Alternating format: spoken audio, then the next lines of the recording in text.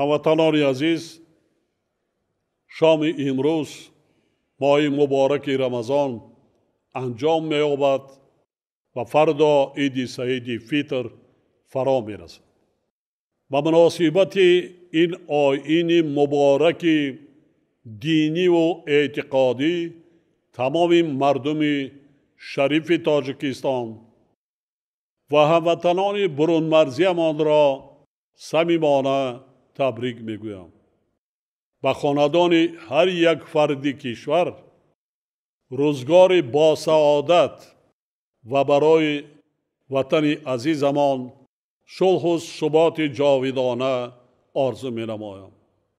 در ماه مبارک رمضان و ایام عید سعید فطر هر یک فرد بیداردل کوشش میکند که عمل خیر انجام دهد، دل یتیمان و معیوبان را شاد گرداند، به بیماران و عائله‌های کم بضاعت و بی‌سرابان مانده دستی کمک دراز نموده صاحب ثواب گردد. در عرفه عید انجام دادن خیر و صدقات و سخاوت کردن عنعنه و سنت نیک می باشد که مردم ما به آن اعتبار جدی می دهند. طبق احکام شریعت هر بنده مؤمن و اعتقادمند محض برای آن خیر و صدقات میکند یا عمل نیکی را انجام میدهد که در نامه اعمالش نوشته می شود و بعد از مرگ یعنی در آخرت باعث سعادت و رستگاری او می گردد. اگر چنین است پس بهتر نیست که هر یک بنده مومن کوشش نماید که گناه نکند و دل کسی را نرنجاند. همچنین بهتر است که فرزند صالح برای زنده نگاه داشتن نام نیکی گذشتگان و مخصوصاً پدر و مادر خود مکان زیست یتیم عائله بی‌سرابان مانده یا کم بضاعت و معیوب را آباد سازد، راه را تعمیر نماید، به محل آب برآورد، در بنیاد مؤسسه تعلیمی و طبی یا در تعمیر آن سهم گذارد، با تشکیل کارگاه جای کاری تأسیس دهد یا دیگر عملی را انجام دهد که به دیگران منفعت بخشد و ثواب جاریت داشته باشد. این کارها نسبت به برگزاری هر گونه معرکه های یادبود، آراستن دسترخوان ظاهر پرستانه و اسرافکاری البته ثوابی بیشتر دارند. با مردم نیازمند از قبیل یتیمان و معیوبان، بیماران و بی‌سرابان ماندگان و دیگر شخصان کم بضاعت و احتیاجمند دست یاری دراز کردن در قرآن کریم همچون عامل‌های ذکر شدند که باعث خوشنودی خدا می گردند. در این بابت خداوند در آیت 160 سوره انعام به طور مشخص می فرماید هر کس کار نیک انجام دهد پاداش او 10 برابر است.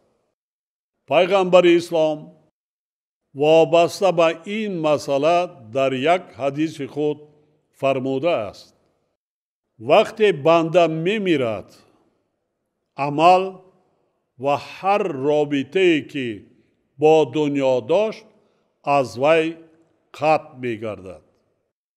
غیر از 3 چیز: صدقه جاریه، علمی که مورد استفاده دیگران قرار گیرد و فرزند نیکی که برای او دعا کند.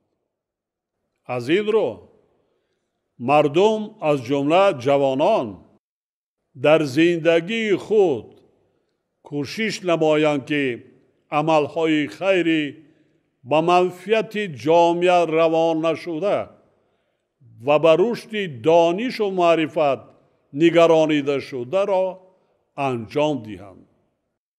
مهمتر از همه به پدر و مادر خود خدمت کنند. رضایت و دعای نیک آنها را گیرند تا اینکه عمر با برکت بینند.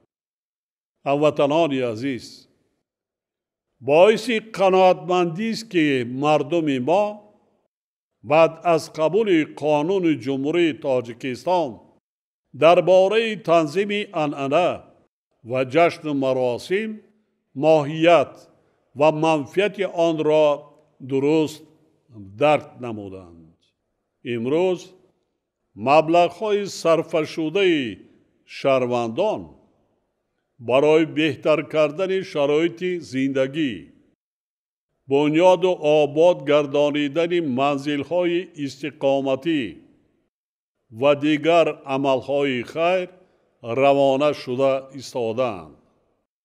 گذشت وقت و از جانب دیگر تا رفت مرکب و مشکل گردیدن وضع تأمینات مردم سیاره با مواد غذایی، عاقبت‌های تغییریابی اقلیم، کم‌آبی و خشکسالی در اکثر منطقه‌های عالم از جمله در کشور ما، درستی اقدامات در این سمت اندیشیده ما را نشان داده ایستاده است. هموطنان عزیز ما، قحطی و گرسنگی شاخهای جنگ تحمیلی شهروندی را خوب در خاطر دارند.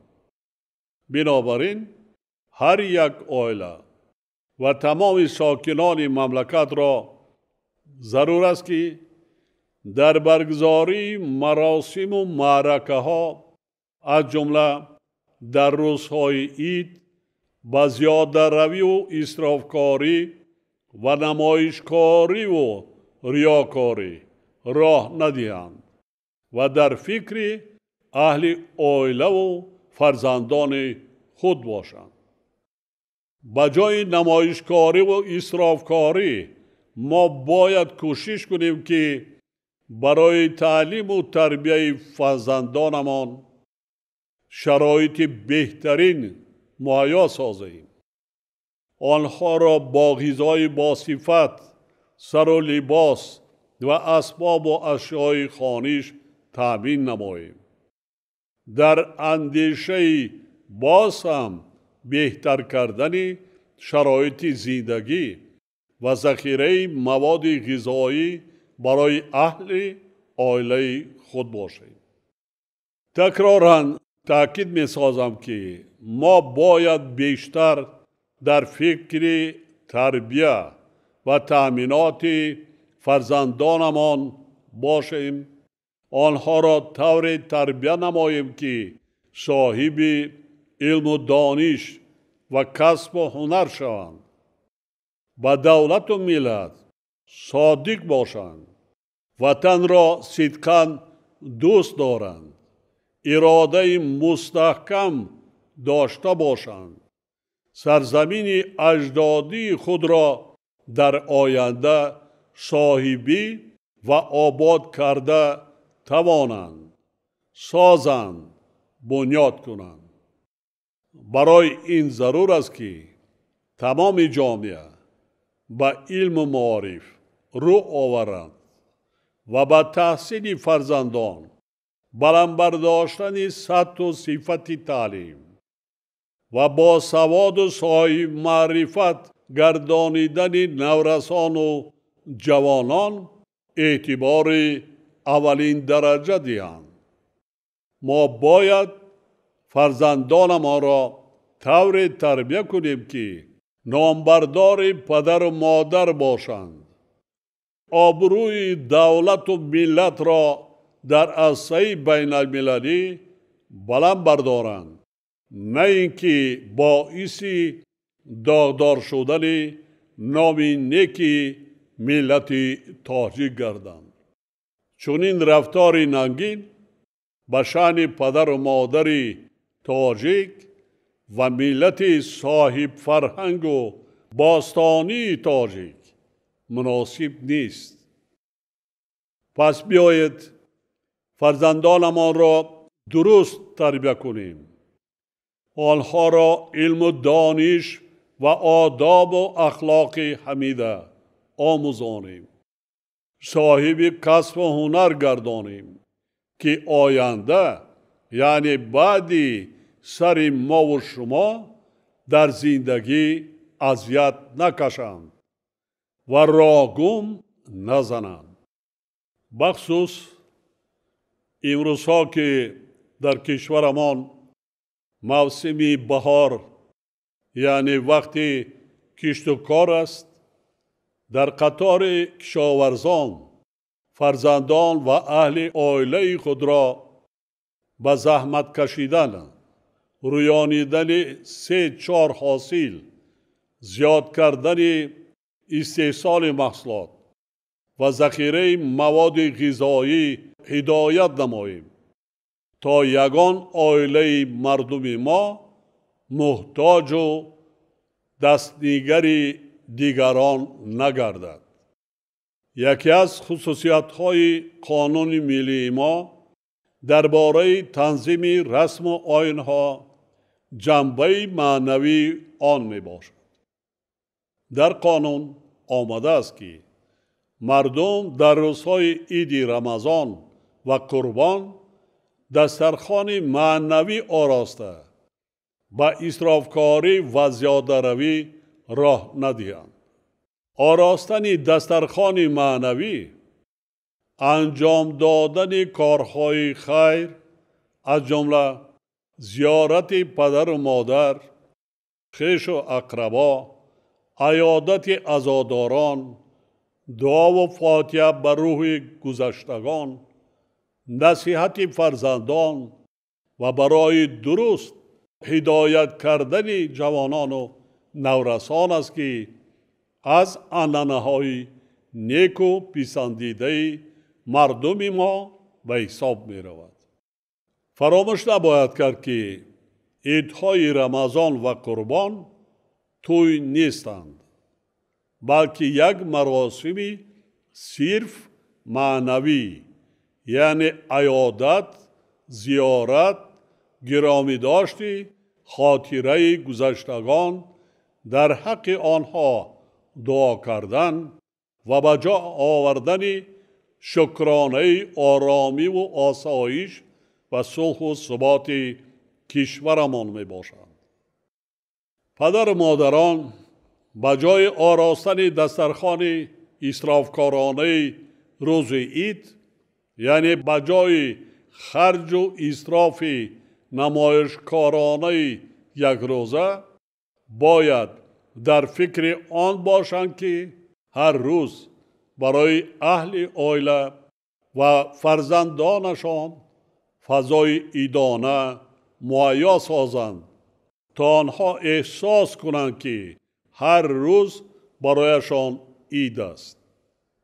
اصلا ما مردم تاجیکستان حق صرف فرزند هستیم. خویش و تبار زیاد داریم و دائم از حال و احوال همدیگر با خبر شدن عادت دیرینه ملی ما می باشد. هر یک عائله در یک سال تا 10-12 مراتبه خویش و تبار و پیوندان خود را مهمانداری می کند. با رعایت آداب و عنعنه‌های ملی تاجیکانه مهمان نوازی کردن آنها برای ما کار ثواب و دارای خیر و واجبات بیشتر نسبت به آراستن دسترخوان عیدانه به حساب می رود.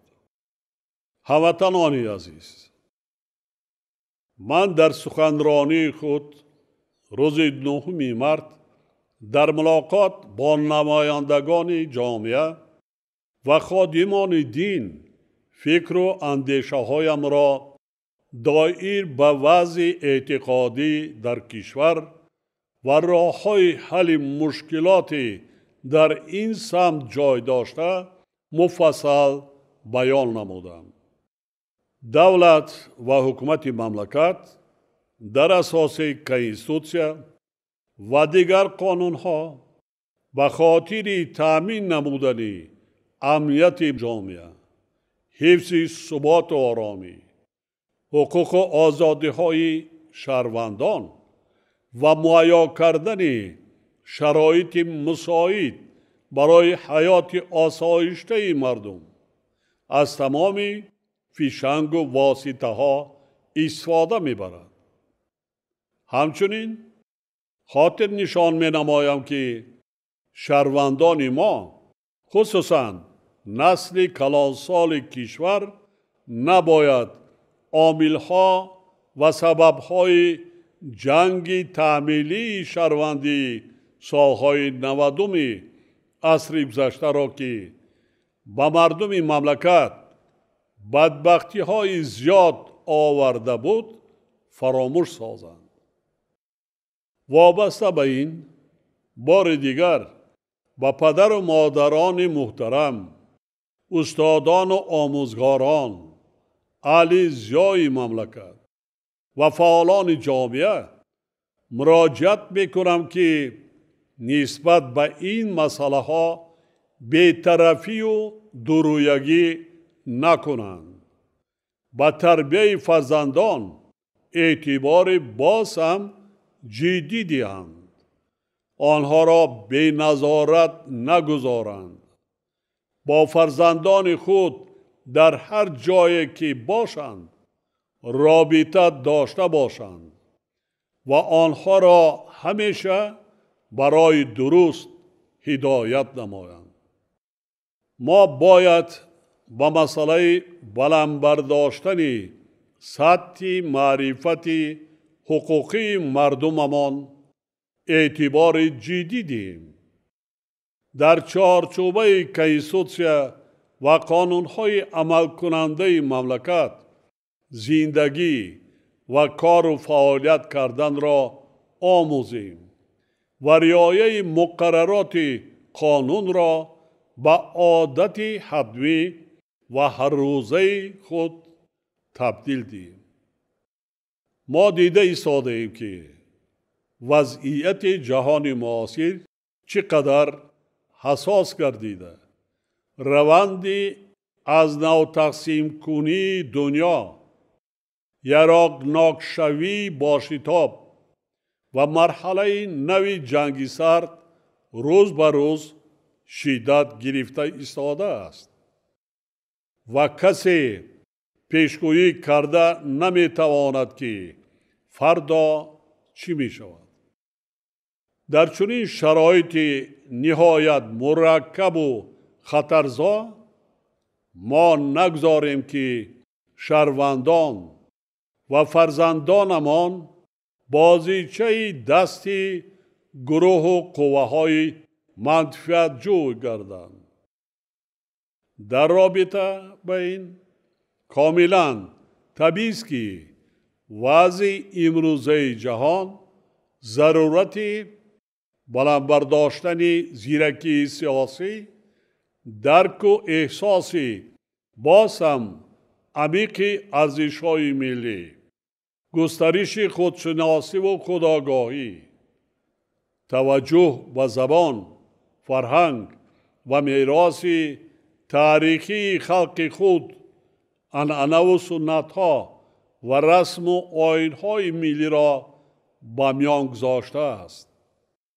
ما باید ارزش‌های جاودانه مردممان را که در طول عصرها تشکل یافتند برای تربیت نسل‌های سازنده و آبادکار حفظ کنیم، استفاده نماییم و به میراث گذاریم. پیش از همه در فکر دولت و ملت خویش باشیم. در نظر داشته باشیم که ملت تاجیک از ازل انسان دوست و تحملگرا بود و نام خود را در تاریخ و تمدن بشری با علم و فرهنگ و ادبیات جهانگیرش ثبت کرده است. ما باید همیشه سرجم و در زیر پرچم ملی خود متحد باشیم. در لحظه های وزنین دست همدیگر را گیریم و به یکدیگر کمک رسانیم. ما باید از صاحب دولتی و صاحب وطنی نعمت‌های استقلال و آزادی، صلح و ثبات و وحدت کامل ملی شکرگزاری نماییم.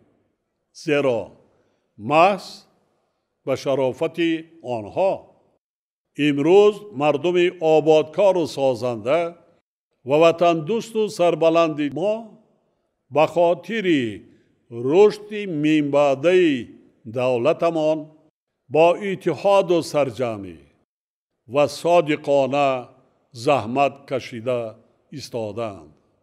ما باید همیشه در یاد داشته باشیم که ملت تاجیک در طول تاریخ چندین هزار ساله خود بسیار دوره‌های سخت و سنگین را از سر گذرانیده است. صدها هزار فرزندان آن برای رسیدن به روزهای با سعادت مبارزه بردند و در این راه جان خود را از دست دادند. شکر که ما به استقلال و آزادی رسیدیم و امروز صاحب وطن و صاحب دولت هستیم. ما اکنون دولت بنیاد کرده ایستاده ایم. من میدانم که صدها مشکلات و نارسایی داریم، اما خوب در خاطر داشته باشیم که کسی در اندیشه آباد کردن وطن ما و شما، یعنی خانه ما و شما نیست. فقط و فقط ما و شما هستیم که باید در فکر آبادی و حفظ این وطن باشیم. برای این پیش از همه وقت، زحمت، صبر و تحمل، معرفت بلندی سیاسی و حقوقی، اتحاد و سرجمی، اراده متین، ننگ و ناموس و حس بلند ملی داشتن ضرور است. من میدانم که مردم سربلند تاجیکستان این همه را دارند. با امید همیشه پایدار و استوار بودن صلح و آرامی، ثبات سیاسی و وحدت ملی، بار دیگر فرارسی عید سعید فطر را با مردم شریف کشور و هموطنان برون مرزیمان صمیمانه تبریک گفته به هر یک فرد وطن ایمان و اعتقاد کامل، رزق و روزی فراوان و خانه آباد آرزو می نمایم. فرارسی عید سعید فطر مبارک باشد همدیاران عزیز.